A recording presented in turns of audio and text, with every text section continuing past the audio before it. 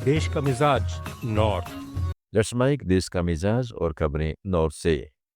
उत्तर प्रदेश में प्रयागराज के माघ मेले में मौनी अमावस्या स्नान के मौके पर हंगामा हो गया।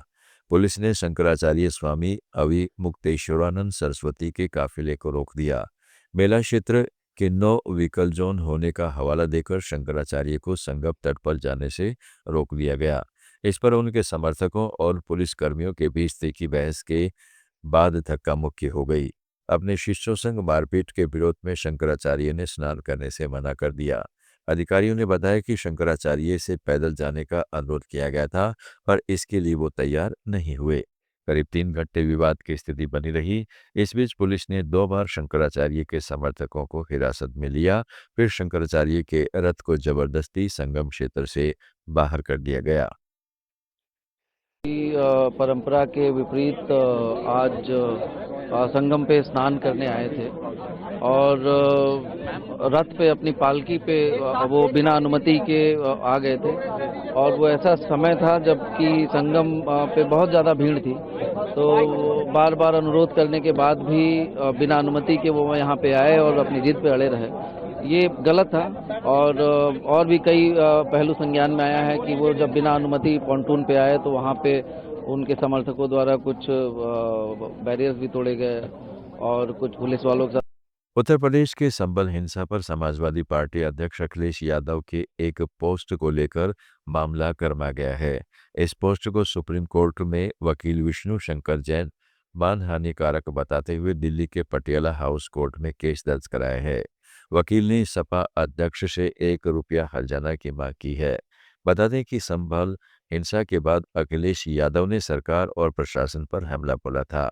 28 अप्रैल 2024 को अखिलेश यादव ने विष्णु शंकर जैन की एक तस्वीर सोशल मीडिया पर पोस्ट की थी। इस पोस्ट में संभल हिंसा के लिए उन्हें जिम्मेदार ठहराया था। संभल के शाही जमा मस्जिद इमाम हरिहर मंदिर केस में विष्णु शंकर जैन हिंदू पक्ष के वकील हैं। केंद्र सरकार पंजाब में सुरक्षा बाड़ को अंतर्राष्ट्रीय सीमा के करीब स्थानांतरित करने के लिए सहमत हो गई है। इस कदम से बाढ़ के बाहर स्थित हजारों एकड़ कृषि भूमि पर खेती का मार्ग प्रशस्त होगा, जिससे पंजाब के सीमावर्ती क्षेत्र के किसानों को बड़ी राहत मिलेगी। पंजाब की पाकिस्तान के साथ 532 किलोमीटर लंबी सीमा लगती है। वर्तमान में सीमा पर हजारों एकड़ भूमि पर खेती करने वाले किसानों को सुरक्षा कारणों से सीमा सुरक्षा बल की कड़ी निगरानी में सीमित समय के लिए बाढ़ पार करनी पड़ती है। पंजाब के मुख्यमंत्री भगवंत मान ने इसकी जानकारी देते हुए बताया है कि केंद्रीय गृह मंत्री अमित शाह ने कहा है कि बाढ़ को सीमा की ओर स्थानांतरित करने पर विचार किया जा रहा है। इससे राष्ट्रीय सुरक्षा से समझौता किए बिना पंजाब की भूमि फिर से सीमा के अंतर्गत आ जाएगी।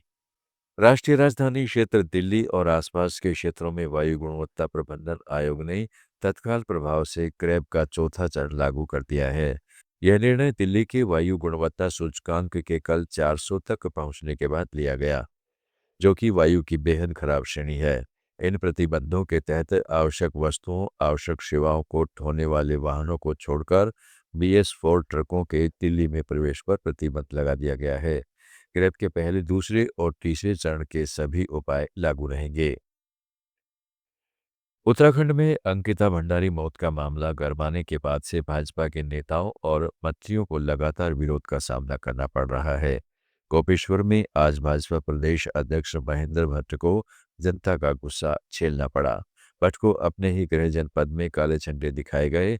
इससे पहले उत्तरकाशी में राज्य के मंत्री गणेश जोशी और कुछ दिन पहले उधम सिंह नगर में नैनीताल सांसद अजय भट्ट को भी लोगों ने काले झंडे दिखाकर विरोध किया था।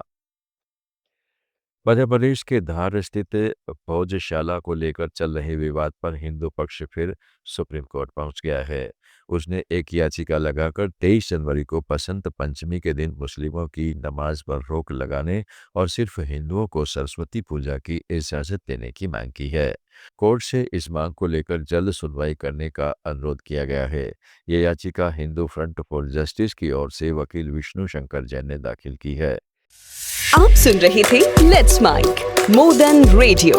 फॉलो कीजिए हमें हमारे सोशल मीडिया प्लेटफॉर्म्स पर। It's time for